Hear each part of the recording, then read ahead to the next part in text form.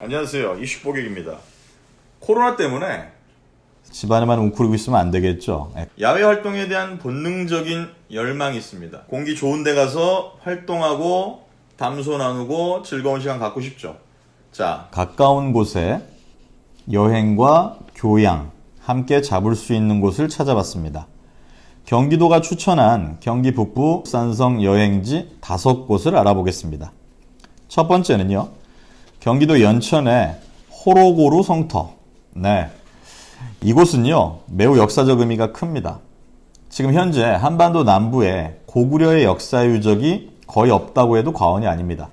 그 대표적인 곳이 연천 호로고루 성터고요. 그 다음에 광진구에 있는 아차산, 그리고 충북 단양에 있는 온달의 흔적이라고 하는 온달산성 및 고구려의 전쟁터가 있습니다. 일단 당포성, 은대리성과 함께 연천군에서 대표적인 고구려 3대 성이 호로고루 성입니다. 임진강변에 위치하고 있고요.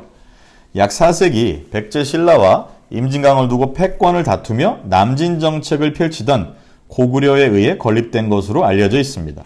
이 지역은요, 분단 전까지 평양과 서울을 잇는 최적의 육상 교통로 중 하나입니다. 게다가 수십만 년의 시간이 빚어낸 주상절리의 빼어난 절경이 또한 관광객들을 사로잡습니다. 성 좌우로 20m에 달하는 높은 절벽이 형성돼 있어서 과거 천혜의 요소의 인물을 짐작해 하고요. 앞으로는 탁 트인 강 풍경이 있기 때문에 사진 찍기에 딱인 장소입니다. 아이들 교육에도 좋은 게 호로고루의 역사를 알아볼 수 있는 홍보관이 위치해 있고요. 인근에 다른 고구려 산성 여행까지 함께 할 수 있어서 여행지로는 상당히 괜찮습니다.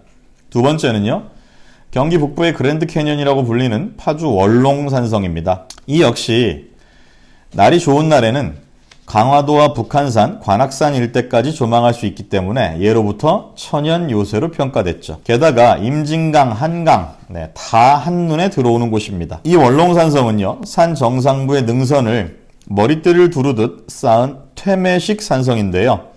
20m가 넘는 자연 암벽을 최대한 활용했죠. 둘레가 무려 1300m나 됩니다. 물론 현재는 안타깝지만 성벽과 성문터 등이 많이 유실됐고요. 재미있는 사실은 2003년 조사 당시 백제계 유물인 격자무늬 토기가 출토됐어요. 그래서 한성백제 시기에 만들어진 것으로 연대를 추정해 볼 수 있습니다. 이 당시 백제가 월롱산성을 통해 고구려의 남하를 막고 한강과 임진강을 통한 대중국 교역망을 장악하며 전성기를 구가했던 곳으로 보입니다. 등산객 사이에서는 한국판 그랜드 캐년으로 유명합니다. 황토색의 기암절벽이 우뚝 서 있고요. 주위 경관 동안 수려해서 산을 오르는 맛을 제대로 느낄 수가 있습니다. 그 다음으로는 포천의 반월산성입니다. 포천시 군내면에 위치하고 있고요. 포천 내에서는 가장 규모가 큰 삼국시대 산성입니다. 이곳은 태봉국의 왕, 궁예, 태봉이 바로 후고구려, 궁예의 전설로 유명한데요. 궁예가 마지막으로 반격을 시도하다가 패했다라는 전설이 전해져 옵니다.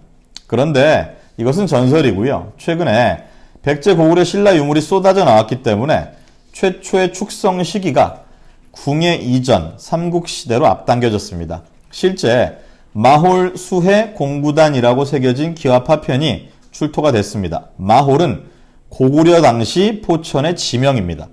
그러면 궁예 이전에 훨씬 먼저 축조됐다는 것이 확실하게 확인된 것이죠. 역사는 이렇게 유물과 유적, 그리고 문헌에 의해서 입증되면 팩트가 됩니다. 해맞이 명소로 널리 알려져 있어서 최근에 특히 많은 사람들이 찾고 있습니다. 그 다음으로는 양주의 대모산성입니다.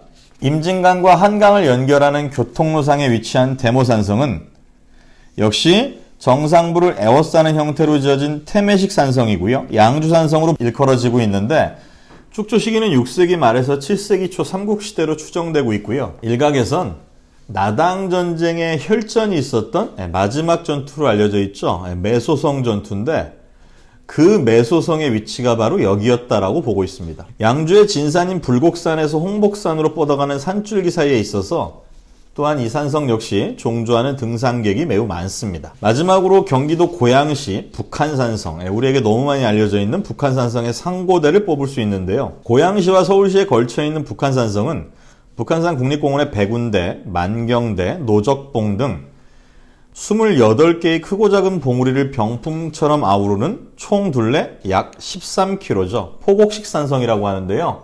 지금 유네스코 세계 문화유산 등재를 추진하고 있습니다. 한강 유역을 수호하는 전략적 요충지로서 삼국시대부터 조선시대까지 아주 중요한 장소입니다. 참고로 백제 계로왕은 이곳에 처음으로 토성을 쌓았고요. 진흥왕은 이곳에 순수비를 세웠죠. 그 순수비가 있는 봉우리가 바로 비봉입니다. 그 순수비가 6.25 때는 북한군의 총격 흔적까지 남아있을 정도로 아주 의미가 있는 장소고요. 그 비봉의 탁본, 그러니까 모조품이죠. 그거는 국립중앙박물관으로 옮겨져 있고요. 조선 숙종은 이 북한산성, 현재 남아있는 북한산성을 개축한 사람이고요. 그 당시 개축했던 이유는 병자호란의 치욕을 다시 겪지 않겠다, 이런 각오를 다진 것이죠. 이 북한산은 원래 삼각산이라는 이름으로 불렸고 백두산, 지리산, 금강산, 묘양산과 함께 한반도의 5악으로 꼽힐 정도로 산세가 웅장합니다. 병자호란 이후 청나라에 끌려갔던 청음 김상원의 가노라 삼각산하라는 시조가 있죠. 그 삼각산이 바로 북한산입니다. 이 북한산은 높이는 900m가 채 되지 않는데요. 지붕 없는 박물관이라고 불릴 만큼 문화재와 사찰이 매우 많습니다. 중성문, 산영루, 훈련도감, 유영지, 중흥사, 태고사 등 각종 문화재가 널려 있고요. 숙종과 영조가 즐겨 찾았다는 북한산성 행궁지를 둘러보며 역사의 숨결을 느껴보는 것도 좋고요. 과거 산성마을 주민의 삶을 엿볼 수 있는 북한동 역사관도 놓칠 수 없는 장소입니다. 또 하나 팁을 드린다면 4.19 국립묘지 뒤쪽으로 가는 코스가 있고요. 그 4.19 국립묘지에 참배하며 4.19 혁명의 역사적 의미를 느껴보는 것도 괜찮은 코스겠습니다. 고맙습니다.